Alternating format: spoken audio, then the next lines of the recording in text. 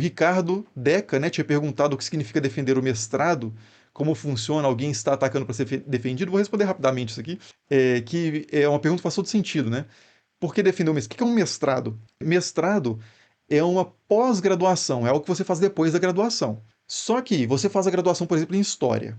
E aí, após a graduação, você pode seguir para fazer uma nova pesquisa, e isso é chamado de mestrado, que é uma pós-graduação estrito sensu. Ou seja, no sentido estrito, no sentido original da pós-graduação. Porque tem várias pós-graduações lato sensu, ou seja, no sentido amplo, que é uma especialização que você faz para atuação no mercado, basicamente, né?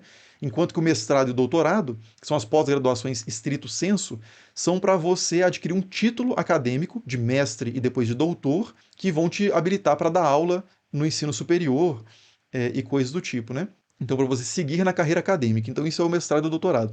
O mestrado, então, vai ser um momento de pesquisa após a graduação, que você vai se dedicar a um tema mais específico dentro do tema geral da sua graduação. Então, eu fiz uma graduação em História, aí eu vou fazer um mestrado em História, eu não vou fazer o que é História e faço o meu mestrado. Bom, até um tema de mestrado, sim, pode até ser.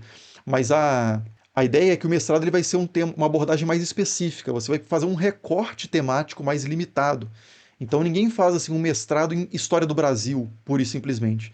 Você vai estudar, por exemplo, um momento específico, num local específico da história do Brasil, a partir de fontes históricas escolhidas, bem delimitadas, e de uma abordagem previamente estabelecida também, de uma teoria, de uma metodologia que vai conduzir essa pesquisa durante o seu mestrado. Então você faz esse recorte teórico, metodológico e temático e faz uma pesquisa. No meu caso, eu fiz graduação em História. Durante a graduação, eu fui me especializando em História da Ciência e História das Religiões, e aí eu fiz um trabalho de conclusão de curso da graduação nas relações entre ciência e religião, mais especificamente entre teoria da evolução, cristianismo fundamentalista nos Estados Unidos, a partir de uma coleção de textos específica que é os chamados The Fundamentals, que é uns textos do início do século XX que dão origem ao termo, inclusive, fundamentalismo, né? Dão origem, são o manifesto, por assim dizer, do movimento fundamentalista, de onde vem esse termo que a gente usa até hoje de forma mais ampla, né? Então eu estudei isso. Aí no mestrado eu peguei um tema mais específico, peguei uma revista específica e estudei a relação entre ciência e religião naquela revista, também sobre evolução, etc. E aí no doutorado, que você faz depois do mestrado, geralmente, não é obrigatório fazer o mestrado para fazer o doutorado, mas geralmente é feito. Aí você vai fazer o doutorado, que vai te dar o título de doutor, que é o título máximo acadêmico, né? Não tem nada depois disso, que é uma outra pesquisa também, que vai ter uma exigência de originalidade maior, que você vai ter que trazer uma contribuição para o debate acadêmico sobre aquele assunto mais forte, né, mais impactante, mais original, a partir de uma fonte que ninguém abordou, ou então de uma fonte que já foi muito abordada, mas nunca a partir de uma perspectiva que é inovadora que você traz, coisas desse tipo. Então, meu mestrado também foi a partir de uma documentação específica sobre o criacionismo nos Estados Unidos e no Brasil. Então, você vai fazendo esse afunilamento, né? Cada vez você se especializa em uma coisa mais bem delimitada. E aí, depois do doutorado, você pode continuar pesquisando, lógico, né? Você não é proibido de fazer novas pesquisas. E essas novas pesquisas, quando são feitas com um vínculo institucional, você vai ser professor visitante, por exemplo, numa universidade e vai conduzir uma pesquisa após o doutorado, isso é chamado de pós-doutorado. Mas ao final do pós-doutorado, você não se torna pós-doutor, né? O pós-doutorado ele não vai te dar um título diferente. Você vai continuar sendo doutor. De doutor, até hoje, pelo menos, não se passa, né? Como era na Idade Média, que você tinha esses títulos, né, de mestre e doutor já aconteciam desde das universidades medievais. E continua sendo assim hoje, né? Se bem que na antiguidade, nas universidades antigas, que na verdade são medievais, né? E antigas no sentido não cronológico histórico, o mestre e o doutor não eram uma coisa sobre a outra, né? Isso é posterior.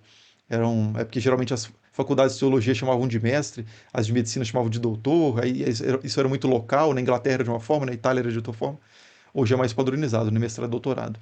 Mas é isso. E por que tem a defesa do mestrado e a defesa de doutorado?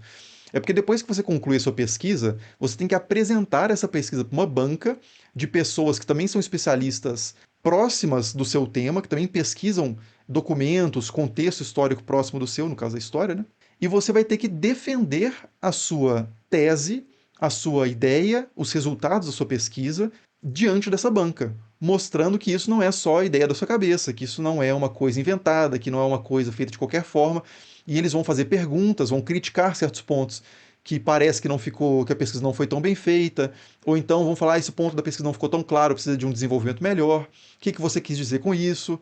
Vão te atacar de certa forma, né, fazer perguntas sobre a qualidade do seu trabalho, expondo certos pontos principais do seu trabalho, e você vai ter que contra-argumentar diante dessa banca. Então, por isso que chama defesa de mestrado e defesa de doutorado. Aí, se você for aprovado, se a banca considerar que após esse rito o seu trabalho se sustenta, de fato é um bom trabalho, de fato você é um bom profissional que conseguiu defender essa tese ou essa dissertação, no caso do mestrado, você está habilitado a receber o título. E aí você vai ter esse título conferido a você, né, de mestre ou doutor. Então por isso que chama defesa. Tem alguém atacando, então, para ser defendido, como o Ricardo Deca perguntou? Tem. A banca é quem ataca. Né? Mas é um ataque, claro, né? Não é um ataque agressivo, né? Troll. É um ataque para, de fato, o debate ser produtivo e a tese só crescer, né, nesse debate. E aí o Robson falou que nos Estados Unidos o título maior é PhD. PhD é exatamente doutor. PhD é Philosophy Doctor. E mestrado eles chamam de Master of Science, geralmente, né, MSc, ou dependendo da arte, da área, pode ser Master of Arts. Mas é o equivalente. Então, se eu for para os Estados Unidos, vão falar que eu sou PhD. É como se eu for para a Itália, vão me chamar de dottore, sei lá, coisa desse tipo. Se eu estiver no Brasil, vão me chamar de doutor. Se eu estiver nos Estados Unidos, eles vão me chamar de doctor, que é o título que é abreviado como PhD, né? Philosophy Doctor, que remete à tradição dessa região, né? Acho que desde a Inglaterra, talvez. Mas, assim, uma pessoa da minha banca de doutorado era da Universidade da Pensilvânia. Então, ela me mandou, depois que ela leu a tese, ela fez anotações, me mandou a minha tese impressa num pacote com as anotações dela para eu poder dar uma lida como que ela leu, ver as anotações dela, para poder fazer uma revisão posterior antes de publicar a tese. E aí no endereço ela escreveu Henrique Caldeira, PhD. É simplesmente a forma em inglês, né, de se falar doutor, mas não é um título acima. Você não passa de doutor para PhD. E a Priscila diz que é dottore, não doctore, né? Não tem esse C do latim mais, né, aparentemente, no italiano.